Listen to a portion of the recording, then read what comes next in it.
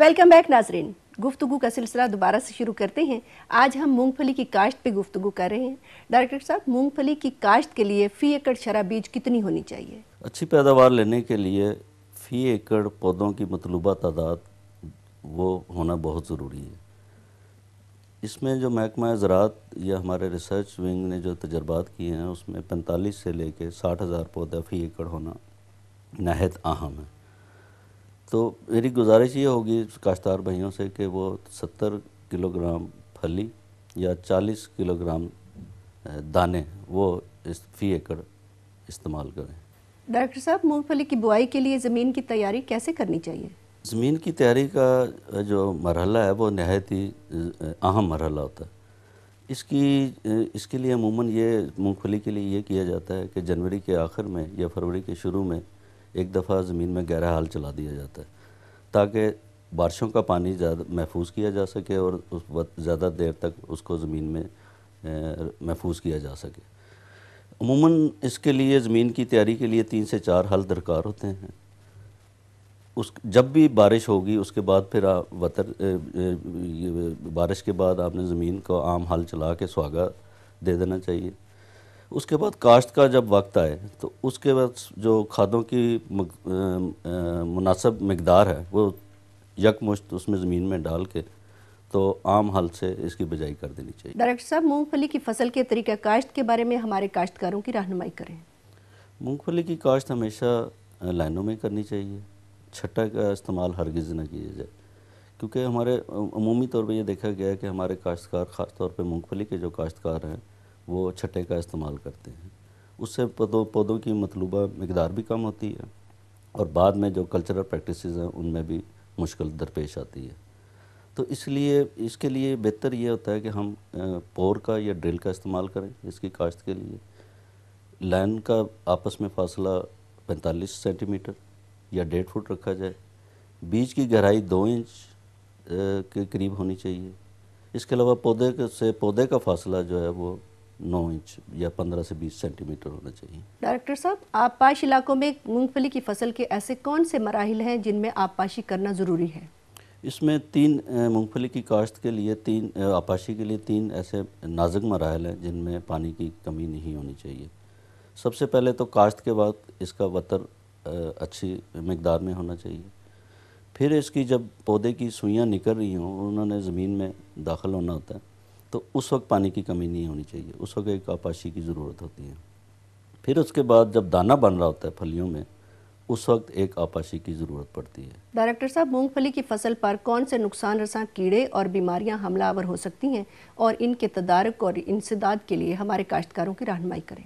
मूंगफली में अमूमन 2-3 तरह के फफूंदी की वजह से बीमारियां हमलावर होती हैं और ख़ास तौर पे जब मौसम में या हवा में नमी ज़्यादा हो या मानसून की बारिशों के बाद इन बीमारियों का अक्सर हमला होता है, जिसमें सबसे पहले तो एक टिक्का डिज़ीज़ है जिसे पत्तों का झुलसाव भी कहते हैं, जिसमें पत्तों पे गोल शक्ल के दाग पड़ जाते हैं और अगर हमला शदीद हो जाए तो पत्ते झुलस भी जाते हैं। इसके तदारक के लिए जो महकमा ज़राअत के हम मशवरे से मुनासिब फफूंदी कुछ दवाई का इस्तेमाल किया जा सकता है, जिससे फिर पैदावार में इतनी ज़्यादा नुकसान नहीं होता। इसके अलावा इसके जो पौधों का झुलसाव है वो भी एक फफूंदी की वजह से होता है।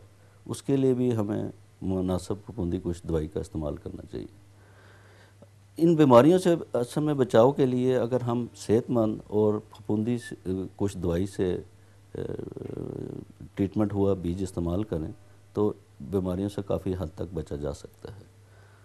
इसके अलावा जो इस पे 2 तरह के कीड़े भी हमलावर होते हैं, जिसमें एक बालदार सुंडी है, वो एक ग्रुप की शक्ल में इस पे हमलावर होती है और सारी फसल को भी नुकसान पहुँचा सकती है।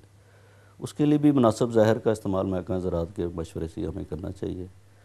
फिर ख़ास तौर पे जो रेतले इलाके हैं हमारे या बरानी इलाके हैं उनमें दीमक का हमला भी जब बारिशें कम हो या वतर कम हो तो दीमक का हमला भी हो सकता है, तो उसके लिए भी मुनासिब दवाई महकमा ज़राअत के अमले के मशवरे से ही हमें इस्तेमाल करनी चाहिए। डायरेक्टर साहब, आखिर में आप मूंगफली के काश्तकारों को क्या पैगाम देना चाहेंगे? मूंगफली चूँकि हमारे मुल्क की एक अहम फसल है और इससे एक अच्छी क्वालिटी का और अच्छी मिकदार में तेल भी, खुर्दनी तेल भी हासिल किया जा सकता है, जो कि हमारे मुल्क में जो खुर्दनी तेल की किल्लत का सामना हमें जो ज़र मुबादला ज़ाया करना पड़ रहा है खुर्दनी तेल की दरामद पे, उस पर भी काबू पाया जा सकता है। तो इसकी पैदावार, अच्छी पैदावार हासिल करने के लिए हमें एक तो ये है कि सेहतमंद और सर्टिफाइड बीज इस्तेमाल करना चाहिए। फिर दूसरा, इसके मशीनी जो काश्त के तरीके हैं, मतलब ड्रिल है, उसको इस्तेमाल में लाना चाहिए। उससे पैदावार भी अच्छी होती है और फसल की देखभाल भी अच्छे तरीके से की जा सकती है। इसके अलावा हमें जो इसकी बर्दाश्त है और जो इसकी दाने निकालने का अमल है, उसमें भी हम ज़्यादा से ज़्यादा मशीनरी का इस्तेमाल कर सकते हैं। नाज़रीन, इसी के साथ ही हमारे आज के प्रोग्राम का वक्त अब ख़त्म होता है।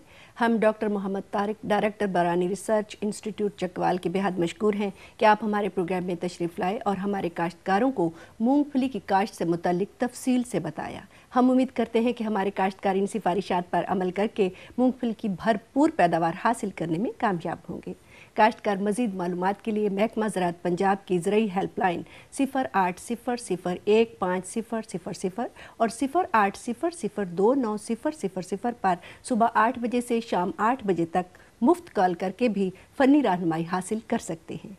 इसी के साथ ही अगले प्रोग्राम तक के लिए इजाज़त दीजिए। अल्लाह निगहबान।